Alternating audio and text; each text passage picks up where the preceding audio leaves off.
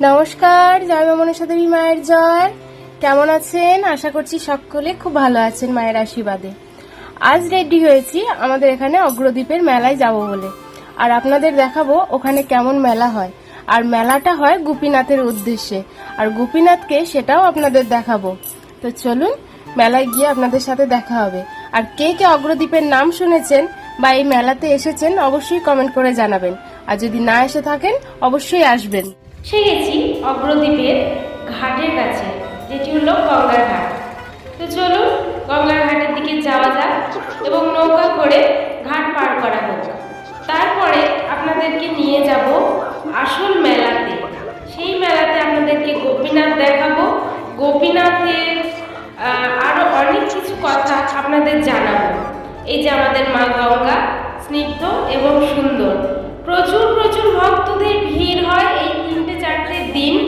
অনেক দূর দূরান্ত থেকে লোকজন আসেন, লাখো লাখো ভক্তরা আসেন গোপীনাথকে দর্শন করতে। এবং অনেক বড় বড় আখড়া হয়, সেখানে সকাল থেকে রাত্রি অবধি খাওয়ানো দাওয়ানো করা হয়। সব কিছুই আপনাদের সাথে শেয়ার করব, শুধু ভিডিওটি পুরোটা দেখতে থাকুন। গোপীনাথের মেলাটি কিভাবে শুরু হয়েছিল সেটি আপনাদেরকে জানাই। পূর্ব বর্ধমান জেলায় অগ্রদ্বীপ গ্রামে সাধু বৈষ্ণবের বিখ্যাত বাউল মেলা। কথিত আছে স্বয়ং গোপীনাথ মানে হলেন শ্রীকৃষ্ণ ভক্ত গোবিন্দ ঘোষকে পিতৃজ্ঞানে পিতা শ্রাদ্ধ শান্তির অনুষ্ঠান নিজ হস্তে করেন। সেই উদ্দেশ্যে এই মেলা হয়। ভগবান গোপীনাথ স্বহস্তে গোবিন্দ ঘোষ ঠাকুরের শ্রাদ্ধ অনুষ্ঠানে পিণ্ডদান করেন। কি লীলা দেখুন শ্রীকৃষ্ণের। শ্রীকৃষ্ণ ভক্তের জন্য অশৌচ পালন করেন স্বয়ং ভগবান, যিনি হলেন গোপীনাথ নামে পরিচিত। ভাগীরথীর তীরে পূর্ণভূমিতে অগ্রদ্বীপে ভগবান শ্রীকৃষ্ণকে পড়ানো হয় কাচা। করেন ভক্ত গোবিন্দ ঘোষ ঠাকুরের পিণ্ডদান। তিনি নিজ হস্তে পিণ্ডদান করেন ভক্ত গোবিন্দ ঘোষের জন্য এবং তিনি নিজে কাচা পড়েন। বুঝতে পারছেন শ্রীকৃষ্ণ একজন ভক্তের জন্য কতটা উদার হতে পারে। আপনারা নিজেরাই দেখুন, নিজেরাই জানুন। আর এত বড় মেলা হয় আপনারা চিন্তা করতে পারবেন না। লাখো লাখো ভক্তের ভিড় হয়, প্রচুর মানুষজন আসে গোপীনাথের দর্শন করতে। কি হলেন আমাদের গোপীনাথ।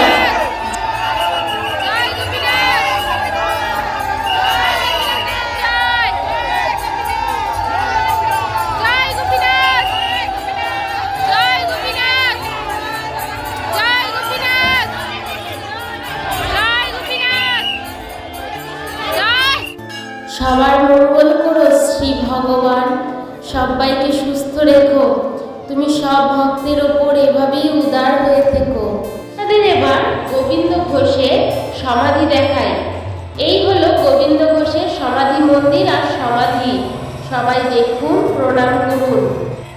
এখানে 4 দিন ধরে অনুষ্ঠান হয়। প্রথম দিন চিরা মহা উৎসব হয়, দ্বিতীয় দিন অন্ন মহা উৎসব হয়, তৃতীয় দিন পূর্ণ স্নান করা হয় এবং চতুর্থ দিন গোপীনাথের দোলযাত্রা পালন করা হয় আর মেলার সমাপ্তি ঘটে। শয়ে শয়ে ভক্তরা অপেক্ষা করেন আবার এই দিনগুলোর জন্য। বহু দূর থেকে ভক্তরা আসেন, একটি বছরের আবার অপেক্ষা করেন। আবার সব ভক্তরা আসেন পরের বছরে। অনেক অনেক আখড়া থাকে এখানে, খাওয়া দাওয়ার কোনো অসুবিধা হয় না। এখানে 3 বেলা 4 বেলা সব জায়গাতে খাওয়ানো হয়। বহু দূর দূরান্ত থেকে লাখো লাখো ভক্তের আগমন হয় আর অনেক বড় মেলা হয়। আপনারা 2 দিন দেখেও শেষ করতে পারবেন না। খুব সুন্দর জায়গা, খুব ভালো মেলা হয়, শান্তির জায়গা। গোপীনাথকে দর্শন করার সৌভাগ্য সবার হয় না। আমি অনেক কষ্ট করে গোপীনাথকে দর্শন করেছি এবং আপনাদের দেখানোর চেষ্টা করেছি। আপনারা সবাই বলুন জয় গোপীনাথের জয়। সবাই ভালো থাকুন, সুস্থ থাকুন আর সবাই চেষ্টা করবেন একবার এই অগ্রদ্বীপের মেলায় একবার ঘুরে যাওয়ার। তৃপ্তি করে অন্নপ্রসাদ খেয়েছি, খুব ভালো লেগেছে। ওখানেই বসেছিলাম অনেকক্ষণ নদীর পাড়ে, শ্রীকৃষ্ণকে আমরা স্মরণ করেছি এবং মেলায় কিছু জিনিস কেনাকাটা করেছি, মেলায় কিছু খাওয়া দাওয়া করেছি। তারপরে আবার নৌকায় চেপে ঘাট পার হয়ে বাড়ির দিকে রওনা দিয়েছি। সবাই ভালো থাকবেন, সুস্থ থাকবেন। জয় গোপীনাথের জয়, জয় মা মনসা দেবী মায়ের জয়।